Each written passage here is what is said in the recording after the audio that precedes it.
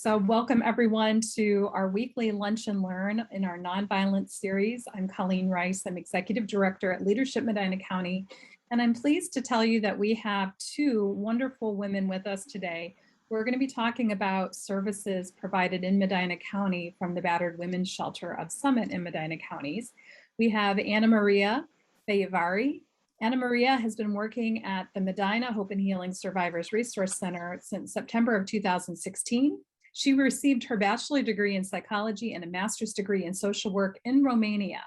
She is a level 2 advanced trauma practitioner certified by the National Institute for Trauma and Loss in Children in the United States, and a nationally credentialed advocate with designations of comprehensive victim intervention specialist. Anna Maria has over 15 years of experience on work areas of trauma, domestic violence, child abuse, and human trafficking. In her current role of the Medina Services Assistant Director, Anna Maria oversees multiple programs, including emergency shelter, supervised visitation center, court advocacy, and rape crisis center services. And our second speaker today is Megan Vermillion. She is a 2-time graduate from the University of Akron with a bachelor's in social work and a master's in higher education administration. She works for Hope and Healing Survivor Resource Center as a volunteer coordinator. Her job entails recruiting and training volunteers and interns and educating the community on sexual violence and intimate partner violence. Megan has a passion to inspire others to take a proactive stand against human trafficking, sexual violence, and intimate partner violence. Thank you, Anna Maria and Megan, for joining us today for this program. We're looking forward to learning more. Thank you for inviting us. Yes, we're so happy to be here. So we'll go ahead and get started. And so something that I want to point out is, if you see us in the community, you may see us under Hope and Healing, you may see us under Battered Women's Shelter, or you might see Rape Crisis Center. And so just want to give a little breakdown of what that all means. So Hope and Healing is our overarching name. And then there's 2 sister agencies underneath. So one being the Battered Women's Shelter and one being the Rape Crisis Center. So we share a CEO, but we are 2 separate nonprofits. But we know that sexual violence and intimate partner violence or domestic violence goes hand in hand. So our services overlap for survivors. So just in case you see us in the community as multiple different things, just want to clear that up as well. So our mission is really to lead the community in prevention of domestic abuse by providing services such as emergency shelter, advocacy, and education in Summit and Medina counties. We really want to break the cycle of abuse and help promote peace in every family. So 3 words that we usually use to kind of describe our goal or our vision is healing, hope, and empowerment. So we want to get the survivors and educate them and provide them services and hope and empowerment to move forward. So those are the 3 words that we like to use to describe what we do. And I don't know if we said this at the beginning, but if anybody has questions, feel free to put them in the chat or unmute. We're happy to answer at any time. So our location. So we are Summit and Medina County, so we service both. So Medina County and Summit County are both the same with, we have a shelter in each county and we have an administrative office in each county. The difference between our Medina and Summit shelters is that our Medina shelter is actually an undisclosed location. And so what that means is, if you live in Medina or have been in Medina for quite some time, you might have an idea of where it is, but we don't ever give out the address to that building. We don't, have signs in the yard that says, Hope and Healing or Battered Women's Shelter, things like that. And that is for safety purposes. So our Summit location is a lot bigger, and also it's a disclosed location because it's connected to our administrative building, where in Medina they are 2 different buildings. So if we are bringing a survivor to our Medina shelter, we use location points, never the address. I couldn't even tell you what the address of that building is because I don't think I've ever heard it. You just kind of know where it is and use like little pinpoints to kind of get the person to the shelter. So those are the difference between our locations. So our services, so I'm not gonna, this slide is a lot and we do a lot as an agency, but what I'm going to focus on is kind of the middle part, okay? So these are the services that the Rape Crisis Center and Battered Women's Shelter provide, okay? So we each have our own 24-hour hotline, separate hotlines for certain things, but I'm only gonna cover the shelter side. So our shelter hotline is mainly used for people who are seeking immediate shelter or they're seeking some sort of referral. They can call if they need personal or an emotional support as well. Our advocates who answer that hotline are also trained to provide that. Therapy. So our therapy is 100% free. All of our services are 100% free. And what makes us so unique is, especially for therapy, is usually therapists will say, oh, you can get services on like a sliding scale, which kind of goes by your income. But our goal is really to make sure that we eliminate as many barriers to services as we can. And so offering free therapy is one of the ways that we do that. So it's not just like 3 sessions and you're done. It's you do an assessment with the therapist, and then you can be in therapy as long as you need until services are terminated with your therapist, which is really awesome. So we have a therapy office in Medina and we have one in Summit as well. Our support groups are also run by our therapists and we create them on an as needed basis. So usually we have an intimate partner or domestic violence support group and a sexual violence support group that run pretty much all the time, but we have had non-offending caregiver support groups. We've wanted to create an LGBTQ specific support group, things like that. So we always ask when people ask us, if we have support groups or what's running, we always want to get that information from the community to know like what ones we need to create. We also do support groups at like different agencies as well. So like if they have some sort of group, or for example, Oriana House in Summit County, we go and we'll do support groups there for their clients. So we are open to partnering with agencies as well. And then our court advocacy, we have in both counties as well. I will let Anna talk about that a little bit more in a second too. I'm going to move that to your side, Anna. We do safety planning. So a lot of the people that we serve are in danger, some sort of danger. And so safety planning, whether they're leaving their situation or if they're planning to leave or they can't leave, we do have a lot of information on that. We have volunteers and interns here at our agency, outreach and education. So presentations like this, we do a lot, but we can't do everything. So we do information and referrals as well. We're confidential and free. So if you want to use a different name, if you're not comfortable signing your name in when you come to our office, you just work with us and we can make that happen. And then we serve survivors and co-survivors. So a survivor is someone who has experienced either intimate partner violence, sexual violence, or human trafficking.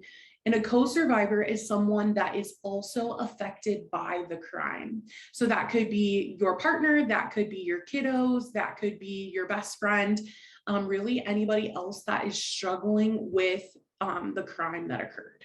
So just knowing that as well. And then on the left side is the Rape Crisis Center specifically, but I won't go into those. And I will let Anna talk about the Battered Women's Shelter services.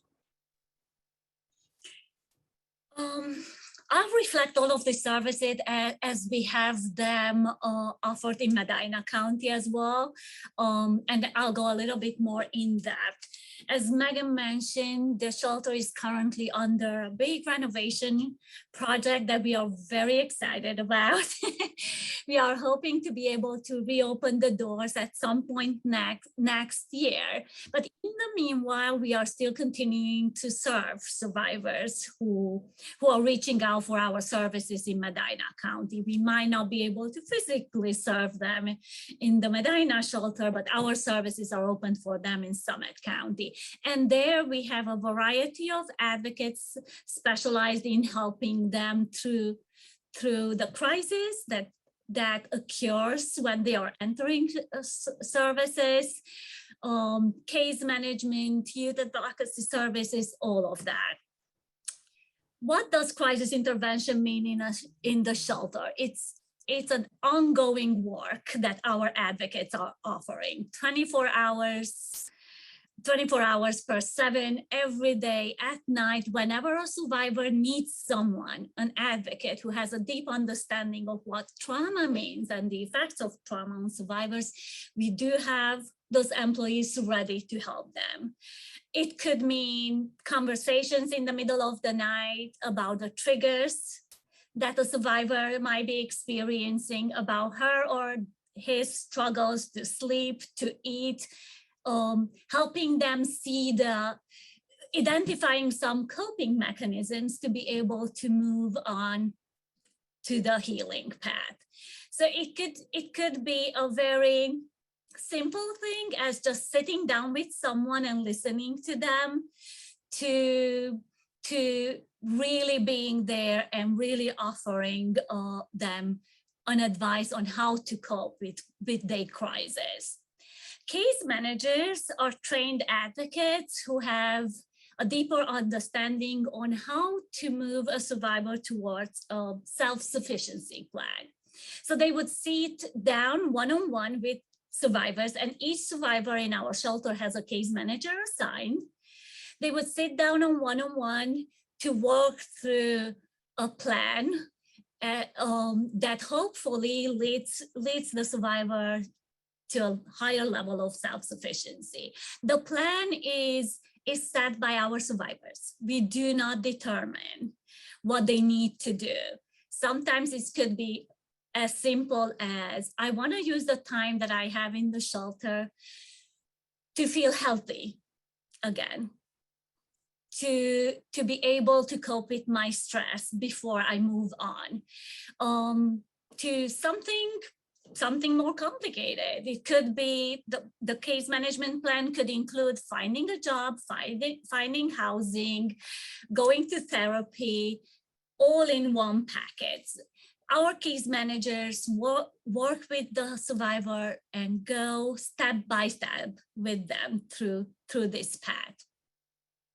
Often survivors come to the shelter with 1 or 2 or more children. We had survivors coming in with 6, 7, or perhaps even more children. We realized that in order for us to truly be able to help our survivors, we need to look at the family as a whole and help them, not just them as trauma survivors, help them also as parents to children who might be traumatized as well.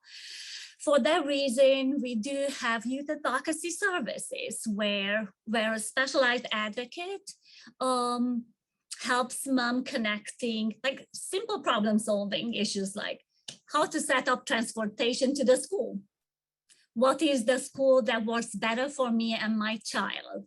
The youth advocate has a knowledge of all of the resources that are available and make sure that the survivor mom and the children are able to access those services as well. Sometimes a youth advocate might just sit down and play with the children and allow mom a little bit of free time where she can decompress, or she can take a break, and she can also focus on herself and do some self-care as well. So we are looking at the families that are entering our services as a whole and taking care of them in the healing path as a whole as well. The next program on my slide is the Medina Visitation Center. This is very specific for the Medina County. We do not have a similar program in Summit County. The reason for that is the Visitation Center is actually a program that was set up by the Medina Domestic Relations Court. It's a DR Court program. It was the Judge Kovac's initiative for Medina County because she recognized that while families go through the mist and to the confusion of a court order, safety measures might need to be put in place for children to have contact with their parents. It belongs to the court. The Bereavement Shelter is the agency that has been asked to operate the program. Often the cases that we are getting through are domestic violence related cases. And that's where we can bring in our expertise and understanding on how to set up services in a way that really serves the safety of the children and the parents who might have a protection order or a high conflict situation in place. We do offer in-person visitation services, virtual services. Since the pandemic started, we were able to adapt to that as well. Safe exchanges for parents who can use our center as a drop-off pickup point throughout the process. The Reach Rapid Rehousing program, again, is specific to Medina. However, the program covers 80 counties across the state of Ohio.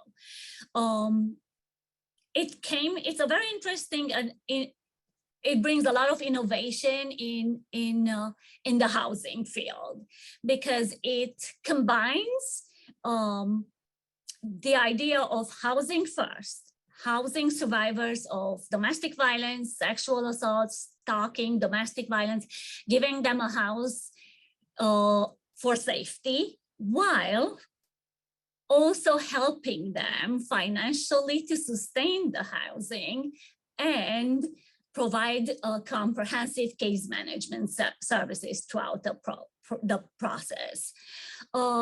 It implies a lot of collaboration with different shelters across the whole entire state and different professionals from the housing field, social services, any services that might come in contact with a survivor of IPV. I am not supervising the program myself, but should anyone be interested in learning more about the program or eligibility of for the program, I'm more than happy to provide flyers or information or direct you to our director who oversees that. It's a huge program. And we have seen a huge need in our county as well for survivors to access those services. I think Megan highlighted more on the middle part of the slide that in Medina, we also provide court advocacy services. Until recently, we had 2 court advocates, one of them taking care more of the civil matters in the domestic relations court, and a court advocate who was operating mostly in the criminal courts of Medina and Wadsworth. Right now, there is one advocate taking care of all. It's one advocate who will be the main point of referral for anyone needing court advocacy services here in Medina. What are they able to help with? First of all, safety planning. It's a huge component of what they do on day-to-day basis. So when we go to the Medina Municipal Court, the court advocate will be that first link for a survivor to enter any of our services across the agency. We would look at what is happening to you today? What can keep you safe today here in the court building? What can keep you safe once you step outside, and what can keep you safe in a longer term as well? Apart from safety planning, we also explain to survivors how the courts, well, how the legal processes work, and empower them to make the choices that are best for them and their safety, and help them to the criminal or domestic cases, linking them to resources, sometimes attorneys, sometimes therapy services, whatever applies to them and their current situation. For any referrals for court advocacy services, our office line in Medina is the best way to refer to. Yes. Perfect. So I know that was a lot of information from Anna and I. Does anyone have any questions? Lee, I saw your question in the chat and I'm going to answer it, I believe, on the next slide. So I will answer your question, but does anybody have any questions about the services that we provide? So Megan, how many court appearances, how many courts meetings or such do those advocates have to go to on average every week in Medina County? How often is this happening? Can I answer that, Megan? Yes, please do. It can vary. It can vary. And I will be honest, the last year or so, the pandemic has changed many of the court processes in Medina as well. For a while, there were some of the courts were not accepting, were not going forward with trials. So survivors were kind of waiting for courts to decide how to move on their cases. But for us, our advocate checks in with the courts, especially the Medina Municipal and the Wadsworth Municipal, on a day-to-day basis. The courts will not send survivors to our office. We are proactively making ourselves available for any survivor. So we are checking in, we are asking about any domestic violence related charges in the court or hearings, and we do go in and make ourselves available. Sometimes survivors are interested in entering services, sometimes they need more time, and sometimes decline. But our goal is to maintain that consistent presence for anyone who might be needing services. The number of hearings can vary, depending on what is being decided on each and every case. It could be, our involvement in a case could be as short as arraignment, or it could be months until the case goes through the whole entire process. What is the volume of case load on average? For a court advocate? Yeah, in concert with Colleen's question, what is the volume? I mean, do you have 25 cases a month that are on hand, or do you have 125? Again, it can be up and down. Again, depends on what Okay. is in the community. If I look at, and I'm not even gonna try to say that this is the number we should go by, but I know in September we had 50. Wow. Cases. And that was just Medina County, Anna Maria. Just Medina County, and just criminal courts, not the civil one. So the number sounds really high, but not all of the cases require our advocate to be involved with a client on a daily basis. We do screen through those based on the level of risk that a case is assigned to. So some of the cases are really high risk, and we would make sure that the survivors that we are working with have the availability to check in with us daily. We provide those updates updates for them on what is happening with their case in the courts. We do check in for safety with them. We make sure that they are aware of how to contact law enforcement should anything happen to them, and how to call the shelter if they have to flee. Mhm. So it can depend. Some days, the advocate might work with 25 of those cases and might place 25 calls. Again, it very much depends on the level of the risk of the for the case. Thank you. You've been very helpful. So Thank you. Anna Maria, back in the day, we were talking ahead of time. I used to work for Battered Women's Shelter, and I should have probably given that disclaimer at the beginning. But back in the day, back in 1998, I worked at the shelter, and we had a lot of support groups. And I am really super curious of how COVID affected your support groups and how you guys were able to offer those, because they were always in person, of course, when I was involved at that time. How has that changed, and what have you guys seen with the support groups? So I can take this, Anna. So Okay. support groups were tricky during COVID. So as we know, we were doing therapy virtually, which is also not our therapist's favorite things to do, because it's so hard, when someone's away from you, if they're being triggered, or, mental health, you just really never know. So they did try to do support groups virtually. And I think they did a few rounds of it, but it wasn't anything like it had been before. That was actually one of the very first services that we brought back in person, was our support group, because we knew that, we couldn't do that forever online, and then the format into that is just something that, again, triggers a lot of survivors. When you're talking about your trauma and you're talking about healing, and other people are talking about their trauma, that can trigger so many things. And so not being able to have that direct support in person made it really hard. So that was something that kind of, they trial and errored, but it wasn't something that we could do effectively over COVID. So, which is sad. And that's why we're so thankful that it's been back. It's been back for almost a year now, because that was definitely one of the first things that our agency brought back, and got dividers in our boardroom so that people could spread out, because that was something that our therapists were really wanting to get back into. That's great. Yeah. Well, I see that you've got some statistics and other things coming up in the next slide. So Yes. we'll let you get to those, because I'm excited to see those.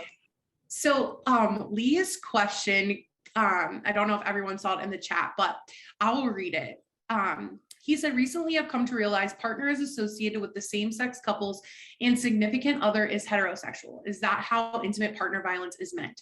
So I will say on that, I use the word partner when I'm talking about any type of partner of a person, whether they're married or they're dating.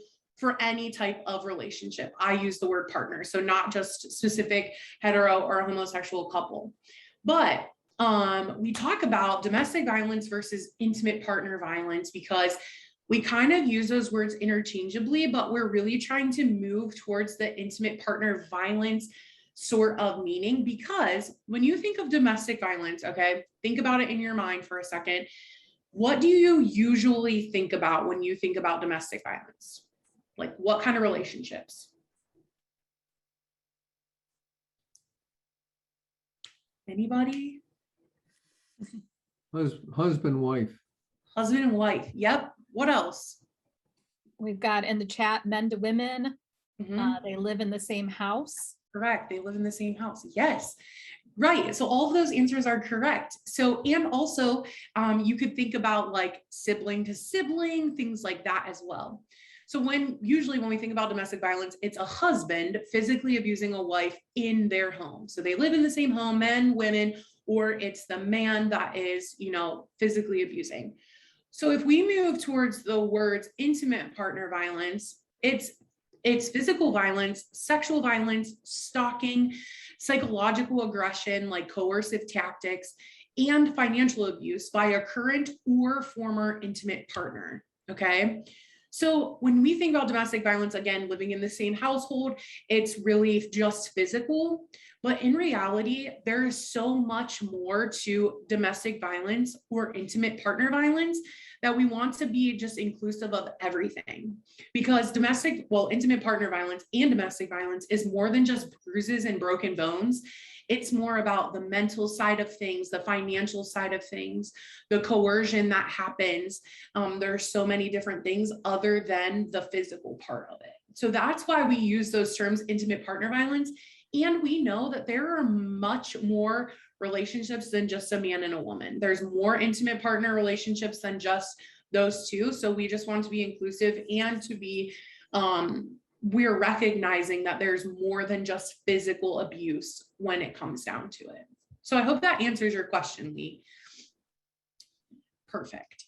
So while I was talking about like all of those things about, psychological aggression and financial abuse and all of those things, we have this thing called the power and control wheel. Okay. And I can actually send it to Colleen if she wants to send it out, because it's kind of hard to read on a PowerPoint slide because it is small. So I actually took it out and I'm going to use this. So on the power and control wheel, what it is it's literally a wheel.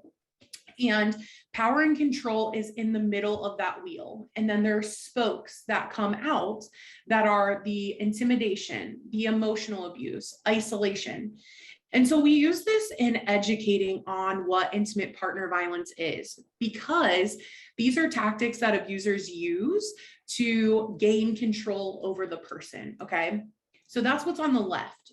And then on the right is our equality wheel, which we really want to move those tactics to and make people recognize that, they don't have to be isolated in a relationship. There should be trust and support. Okay.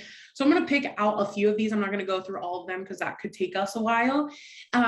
But let's talk about intimidation. Okay. So intimidation could be a perpetrator or abuser setting a gun on the table or punching a hole in a wall next to you to kind of just say like, I have a gun, or I can put, a hole in a wall, like you could be next. Okay. So like if you were arguing or something like that, that intimidation factor. But on our equality wheel, we want the non-threatening behavior. So if you're having an argument or a disagreement, it's more about having a conversation and talking it out instead of using that intimidation to let that person know.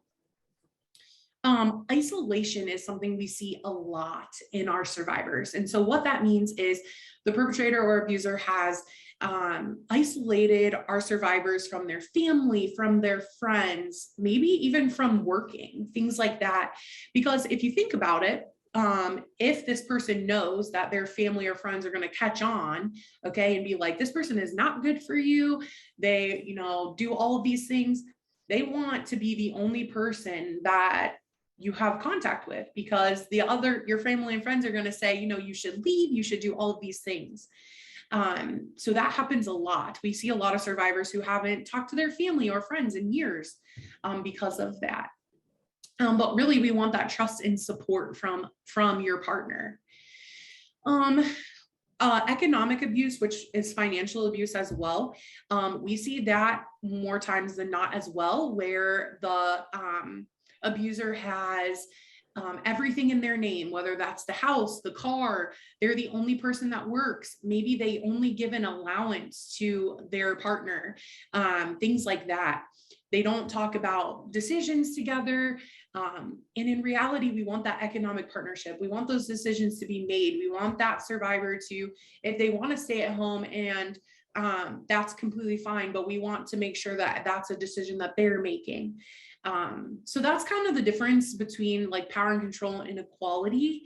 The power and control wheel is really something that's very eye-opening to people who are going through or have an unhealthy relationship, because we talk about domestic violence as just bruises and broken bones when there's so much more to the story. And so it's also really hard to see these things in a court of law too. That's what some of our court advocates will say, like, it's really easy to see those bruises and those broken bones, but it's really hard to prove the isolation and all of those things as well. So that's why another reason we just want to educate that these are things as well.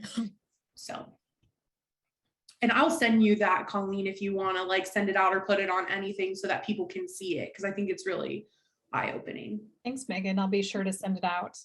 Awesome. Okay, so another thing that we see in domestic violence, and something that we get a lot of questions on is, especially for people coming to shelter, is like, how long do people stay? Like, do people go back to their abusers and things like that? So the answer is yes. People go back to their abusers, but there's a reason behind it. And this is the reason. So this is the cycle of abuse. So I'm going to talk about it, and I want you to think about how many times you think this cycle goes around on average before somebody leaves for good. Okay. So the tensions building, that could be like poor communication. That could be kind of like the walking on eggshells, like you're a little nervous, you don't know what's going to happen, irritation, things like that. And then an explosive attack. So that could be a physical thing, that could be a mental, like psychological thing, but an event occurs, okay, where there's fear and anger.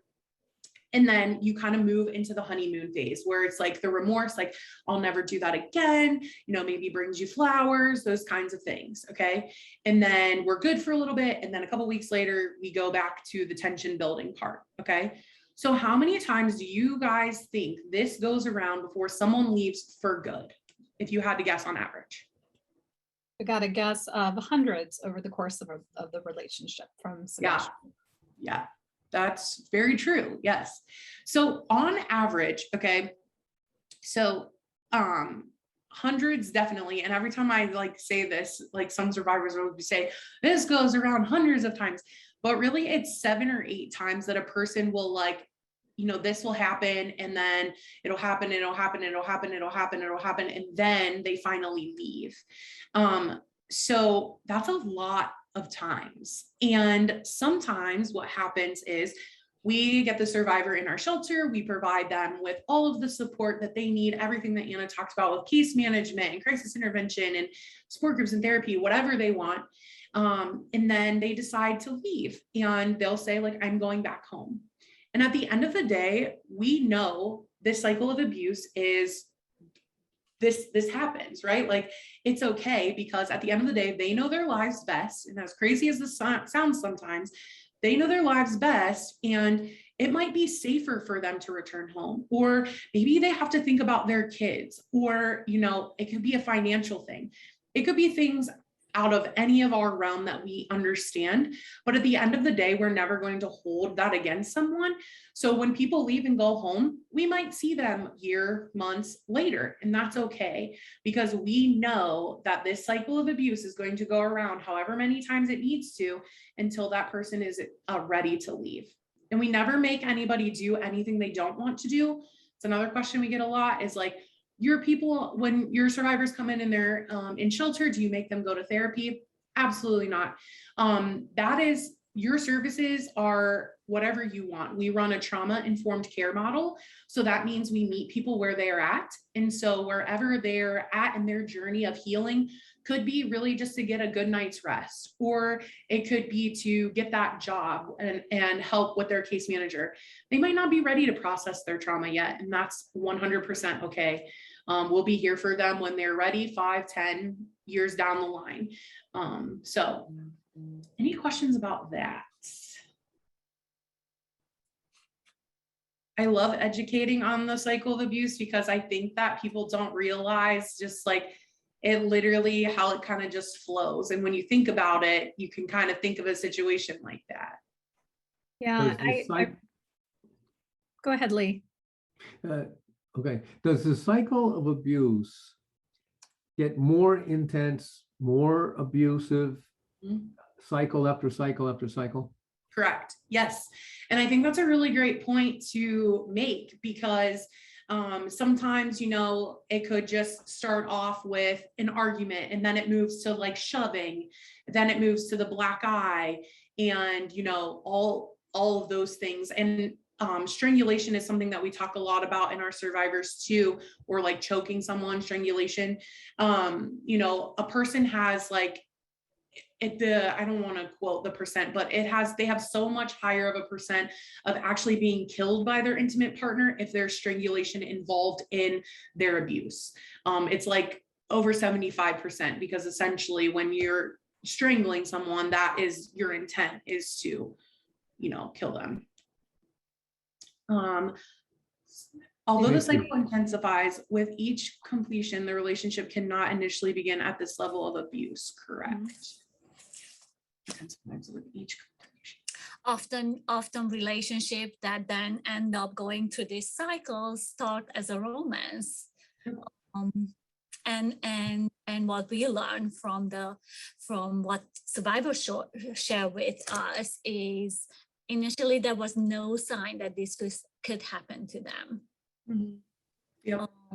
And then as the tension builds and as they go into the explosive attack phase, everything comes as a shock to them. And it's very hard to see then and make that distinction in between who is the person I am with. Is this person the abusive person who just slapped me and hit me, or is this person the one who now shows remorse and truly apologizes to me? So it could be very confusing for survivors to really understand of what's happening and how they can move on from here. And because there is no relationship that comes just with bad aspects, there are positive aspects to a relationship as well. It's very hard then to let go of the good parts. There is hope that this might change, and that hope can hold a survivor in this cycle for longer time. Yeah, people always describe it as like Dr. Jekyll and Mr. Hyde, like that kind of thing. And we've also heard survivors say something that stuck with me is like, I'm always waiting for that one good day, because you don't fall in love with an abuser. Like that's always usually like what they will say in some roundabout way. Colleen, did you have a question? Oh, I was just going to comment that it just was kind of ironic. I had an opportunity to watch a new show on Netflix called Made. Were you guys going to talk about that a little bit today? Or no, I haven't watched it yet. So for those of you guys listening today, you may want to check it out. It's called Made. It's on Netflix. It's it's a series. It's not a movie. And you'll see the cycle of abuse, in the show. And they oftentimes begin the show with talking about, kind of the violence that's going to be shown on the show. Definitely not for children, but also giving the domestic violence hotline, which I highly appreciated. It's great to see, Netflix and other places, provide some educational, shows that can help people understand domestic violence better. But I really found it very good. I can't wait to watch it. I feel like everybody has been talking about it. So that's going to have to be my new deep dive into Netflix, is that show. But I love that too, that they give the hotline and tell people like how to do that. They do that. I don't know if anybody watches A Million Little Things, but they do that with the suicide hotline on there. And I love that because the awareness that they bring can be triggering to people as well. So yeah, I love that. Okay. So everything that Megan talked about, the power and control wheel and the cycle, it happens in that frame of a relationship. But also there are many other aspects that can surround the choices that a survivor might have or might not have. There are community partners, law enforcement, schools, nonprofit agencies. All of that happens in that bigger frame as well as of what a community is able or not able to provide to a survivor. So a survivor's decision will be filtered to all of those options as well. And sometimes a survivor might realize that there are not as many options for them to safely be able to live. And then that cycle extends for longer. And definitely then the effects that a survivor the impact that the IPV situation can have on the survivor and on the community as a whole can be really deep.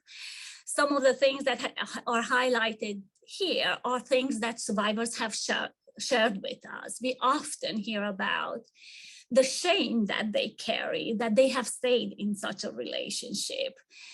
The guilt for allowing a perpetrator to do that to them and to their children.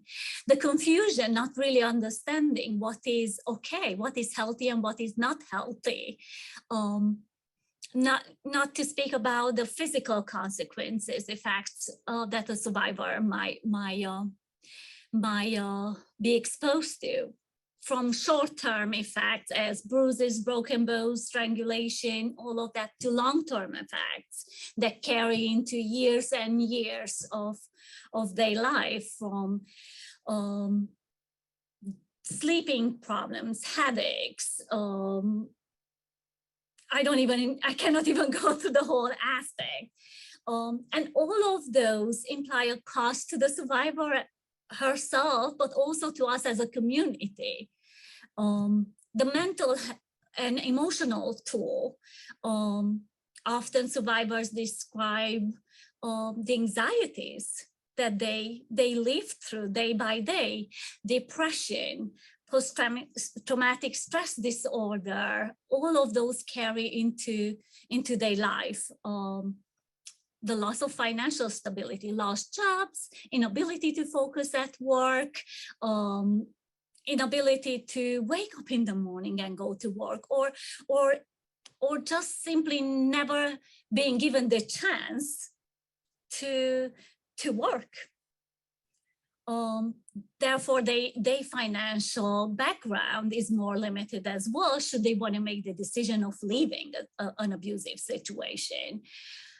And the children. Children can be direct survivors of an abusive situation, or witnesses to their parents being abused. The effects on children can be very complex as well, and the dynamic between a parent and a child who live through an abusive situation can be overwhelming to both of them. Therefore, whenever we work with survivors, we look at them as a family, and we would help the survivor not just as an individual, but also as a parent to a child who might be struggling. The impact on children could be not being able to sleep, not being able to eat, behavioral issues, anxieties, inability to perform in school. It could be very complex, but often leads back to what is happening to them, and that lack of safety and control within the nuclear family setting.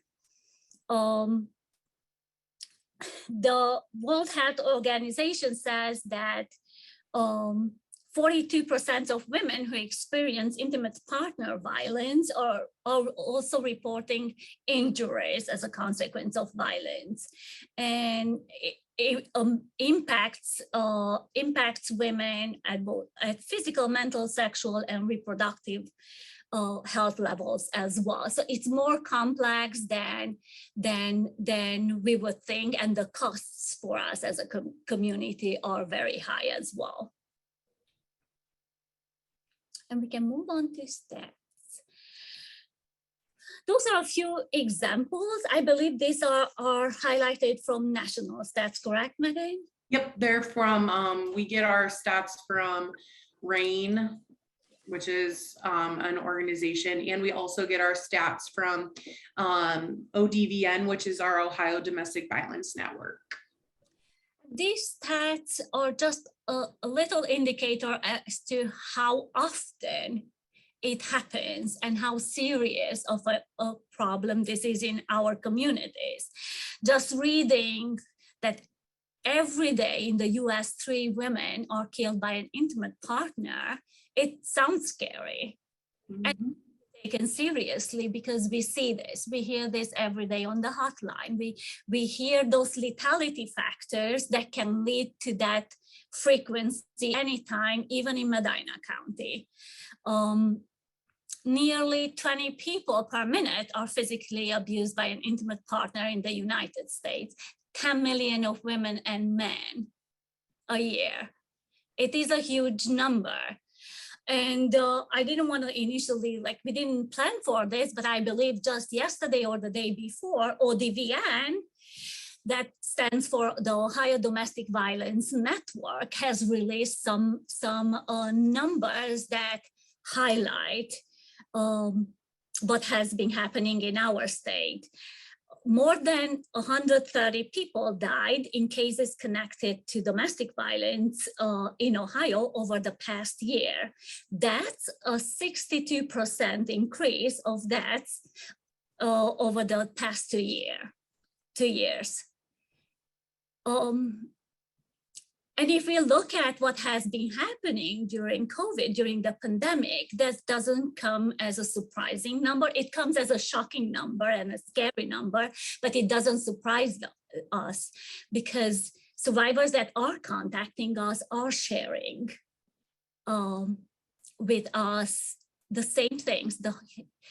The increase on the lethality factors that they are experiencing while they have limited access to any kind of support, to agencies like ours, to the courts, to calling up the law enforcement, as simply as phones.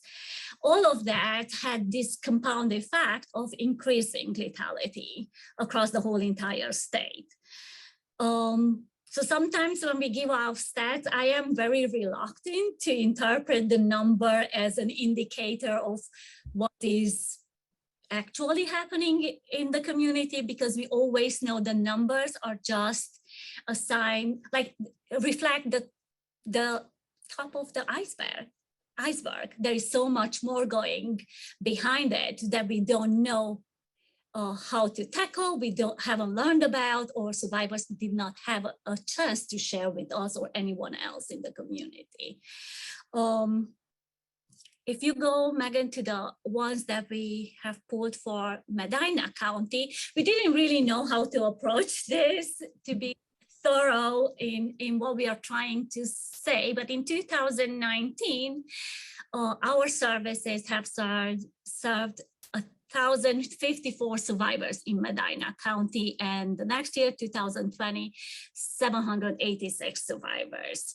The number is the number of people and not the services provided. Often our survivors receive multiple services, from court to shelter to therapy. We count those separately as well for our program stats, but these are the numbers of survivors that we were able to reach out to, or were able to reach out to us in Medina County. Definitely the numbers has been impacted over the last year by the pandemic. Mhm. Those are amazing numbers. I mean, that's, for 2020, that's 2 people a day. Mhm. Yeah. Over 365 days. That's a lot of people. Yeah. I don't know if you guys saw the question from Robin in the chat, but she said she may have missed a comment, but she wanted to know about the effect of the presence of firearms in the house, in the home. Especially through the court advocate program here in Medina, I hear that a lot. We do hear that a lot, that often the cases that end up even in court or with police involvement do have firearms involved. And that is the statistic that the Ohio Domestic Violence Network has highlighted as well as a huge risk factor for homicide. I think, I'm trying to see, yeah. They highlighted, out of the 130 killings that have happened over the past year, more than half already had law enforcement involvement and had some kind of gun threats involved as well. So guns have been part of the ongoing conversations that survivors are bringing to us as a huge risk factor to them, and strangulation. Is that generally a threatening, or you said 130, is that, I'm embarrassed to say, is that nationwide? Because it's not It's Medina Ohio. County number. Huh? It's Ohio. So over Ohio, the past thank you. year, there were 130 domestic violence related killings in the state of Ohio. By firearms. Not just, Oh, okay. not just. It's the total number. But Okay. like what they share, we don't always track. In our local stats, we don't always track if guns were involved or not, but our survivors often share that they've been threatened or intimidated. Yes, I understand. Yeah. Thank you.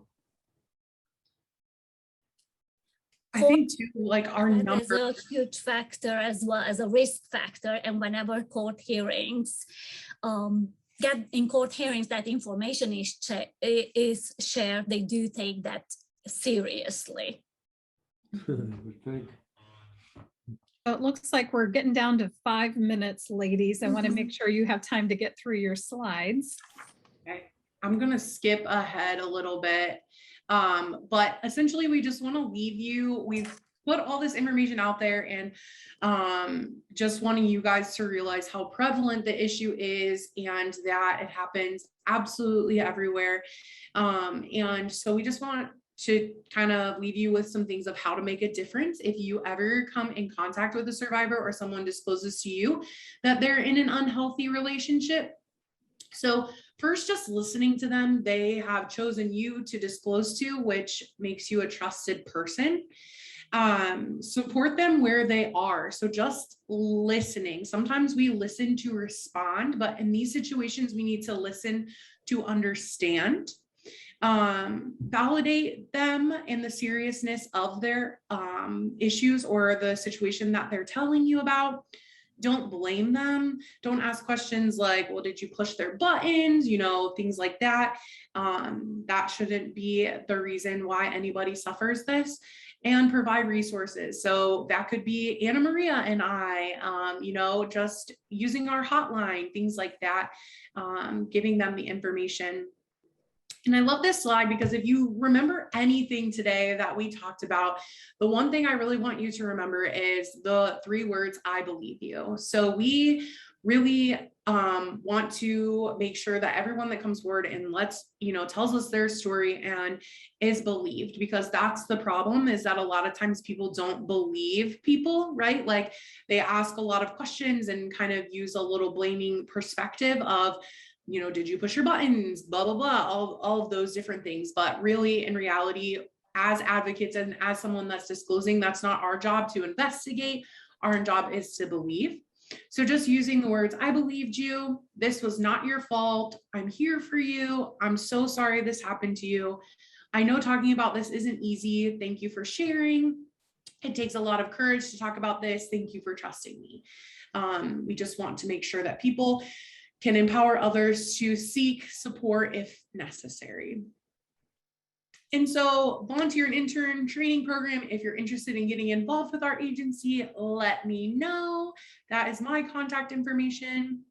And then this slide is our contact information for Medina. So that's our 24/7 hotline, our business line that rings to Anna Maria and I's office, and then our just general email as well. And then our website, if anybody is interested.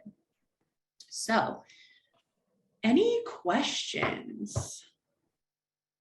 Agata, thank you very much in the chat box that it's going to be very helpful, and grateful there's going to be a recording. We will send out that recording, so check your inbox.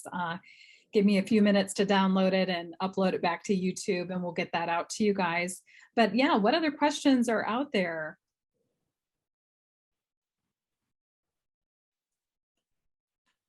Well, it sounds like Megan and Anna Maria, you answered every question.